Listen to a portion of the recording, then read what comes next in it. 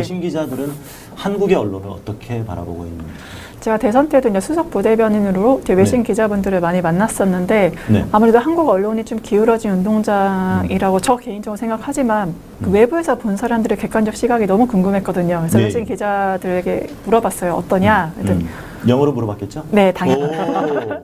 와우. 그랬더니 저널리즘이 실종된 것 같다라는 그 첫 마디가 너무 가슴이 아팠습니다. 그러면 너희가 생각하는 저널리즘이 뭐냐라고 제가 물어보니까 네. 진실돼야 되고 겸손해야 되고 투명해야 되고 다 이제 객관적이어야 된다. 근데 과연 대한민국 언론에 저널리즘이 있는지 잘 모르겠다. 특히 이번 대선에서의 비춰지는 보수당의 대통령 후보, 진보의 대통령 후보에 대해서 언론이 보도하는 걸 보면서 너무 많이 놀랐다고 하더라고요. 그래서 부끄럽고 가슴이 너무 아팠습니다. 아, 그렇군요. 투명해야 된다. 언론은 투명하고 그리고 사실 그대로를 전달할 뿐이다. 이런 얘기를 많이 하잖아요.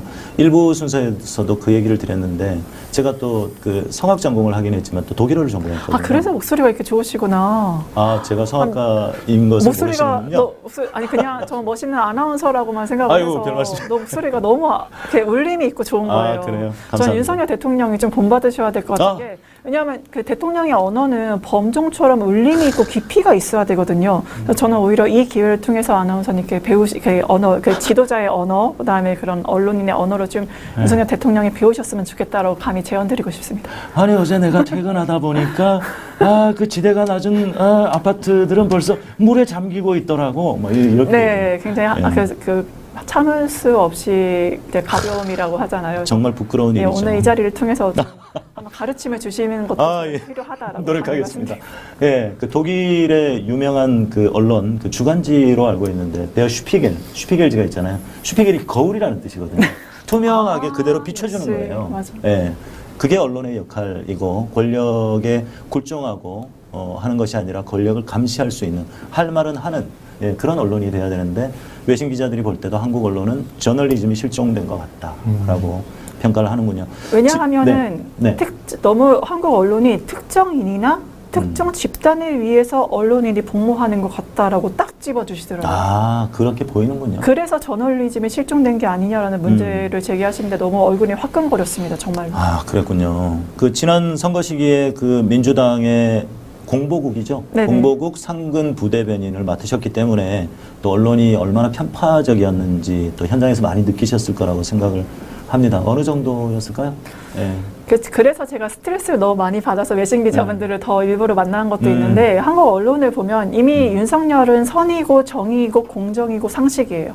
그 이재명 후보는 그냥 이미 악마화, 어떤 프레임을 다 이재명이니까 안 돼, 문제점이 있어, 악마야, 나빠.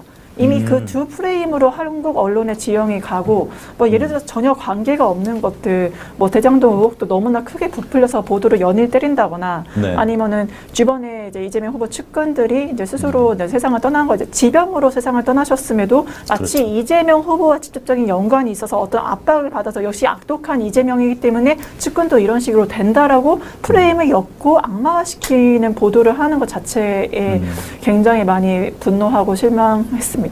네, 우리 전소미 변호사님은 화를 낼 줄 아시나요? 네. 그 언론사 앞에서는 화를 낼 수는 없었고 왜냐하면 제가 화를 내면 마치 민주당이 화를 내는 것 같고 또 어떤 악마와 프레임을 할까봐 전 당의 피해를 입히는 참 할 수가 없어서 혼자 꾹꾹 참고 네. 있을 수밖에 없었죠. 자, 그렇지만 또 날카로운 질문을 드리지 아니할 수 없습니다. 네. 그럼 민주당 내부에서도 이재명 후보를 악마화했다라고 하셨는데 민주당 내부에서도 도를 지나치는 그러니까 비판은 분명히 필요하고 견제는 분명히 필요하다고 생각을 해요. 그러나 도를 지나치는 그런 행동들에 대해서는 어떻게 생각하십니까? 조금 어려운 질문일 수 있습니다. 네. 네. 가장 저는 안타까웠던 게 대선이나 지방선거는 우선은 우리가 국민들을 정말 섬기고 정말 제대로 일하기 위해서는 승리를 해야 되죠. 그러니까 한마디로 하나가 되어야 되고 같이 싸워야 됩니다. 근데 그 안에서 어떤 다른 목소리는 존재하겠지만 중요한 선거를 앞두고 이제 상대방을 비난을 위한 비난을 한다거나 선거를 앞두고 분열의 모습을 보이는 게 전 대선이나 지방선거에서 민주당이 패배한 이유 중에 하나가 바로 분열되는 민주당 민주당의 모습을 보여줬고 그게 국민들한테 상당한 실망감을 안겨준 게 아니냐. 네. 180석 져서 힘을 실어주고 뭔가 개혁을 하라고 했더니 개혁을 하는 모습을 보이지도 않고 개혁을 하지도 않고 오히려 분열되는 모습, 권력 투쟁하는 모습, 비난을 위한 비난을 하는 모습에서 국민이 실망을 하신 게 아닌가. 그게 바로 대선과 지방선거의 패배로 이어진 게 아닌가 생각됩니다. 네, 소신 있는 말씀 감사합니다. 자, 얼마 전에 윤석열 대통령이 100일 그 취임 기념사를 하고 기자회견을 했습니다. 그 자유로운 주제로 질문을 한다고 했는데 정인선 대변인이 직접 기자를 선정해서 이름도 다 외우고 있더라고요. 청와대 출입 기자가 100명은 넘을 텐데 그 이름을 다 외우고 있을지 그게 상당히 의문이기도 하고 좀 우호적인 기사를 내는 그런 사람들만 찍어서 질문하지 않았나. 내용이 좀 부실했다는 생각도 들고요. 근데요, 상당히 많은 자랑을 했어요. 100일 동안 많은 것을 했다. 소득주도 성장과 같은 잘못된 경제 정책을 폐기했다. 세제를 정상화시켰다. 슈퍼리치에 대한 감세 정책을 지금 내세우고 있죠. 1년에 13조 정도 된다고 합니다. 만약에 5년이 계속 된다면, 네, 된다면입니다. 된다면 거의 60조 정도의 그 세수가 덜 거치게 되는, 결국은 그것을 채워야 되는데, 그래서 일반 다수의 국민들이 부담할 수밖에 없다는 생각이 드는데요. 세제를 정상화시켰다. 일방적이고 이념에 기반한 탈원전 정책을 폐기했다. 뭐 이렇게 얘기했고요. 방만하고 비대한 공공기관을 핵심 기능 위주로 재편했다. 이것은 또 다른 그 민영화 이슈하고 조금 연관이 되는 부분인데, 그래서 뭐 전기요금도 경쟁이 가능한 구도로 만들겠다. 그 말은 이제 여러 업체가 경쟁할 수 있도록 하겠다는 거죠. 뭐 그게 일종의 민영화라고 할 수도 있고, 한미 동맹을 재건했다. 뭐가 문제가 있었나요? 자, 우리 네. 하준수 의원이 생각하는 이 한미 동맹, 문제가 있었나요?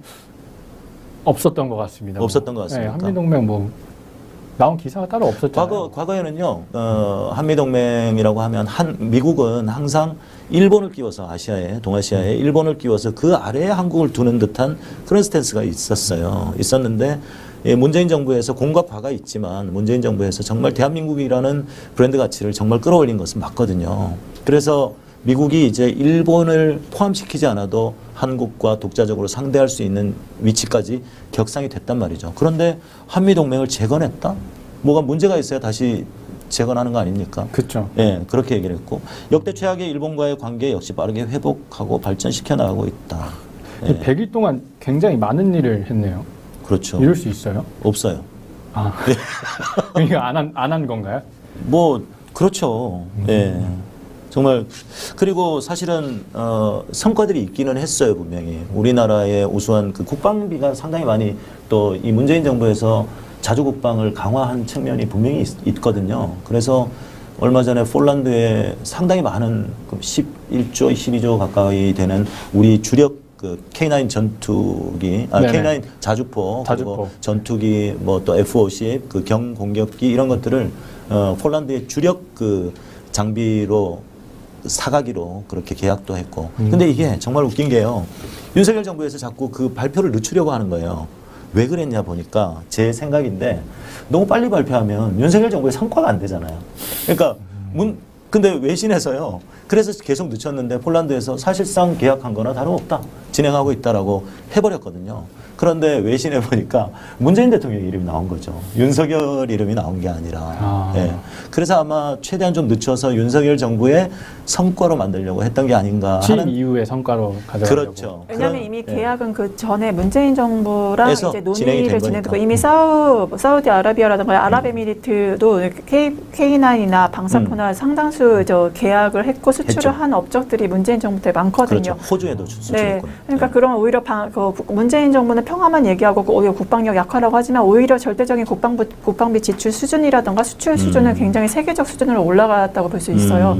그럼에도 그 과거 정부부터 이어왔던 걸 계승해서 본인들이 한다는 모양새 자체가 윤석열 정부 입장에서는 좋은 게 아니에요. 왜냐하면 문재인 지우기를 해야 되고 문재인 과거 정부 업적을 삭제를 해야 본인들이 부각되니까 그렇게 좋아하시는 돋보이기를 하셔야 되니 그렇죠. 저는 이제 그걸 늦추신 게 아닌가라는 생각을 합니다. 네. 성과 뺏어오기네요. 그냥 성과 뺏어오기. 그렇죠. 그러니까 상대방을 눌러야 그 반사이익을 누린다고 생각을 하는 거죠.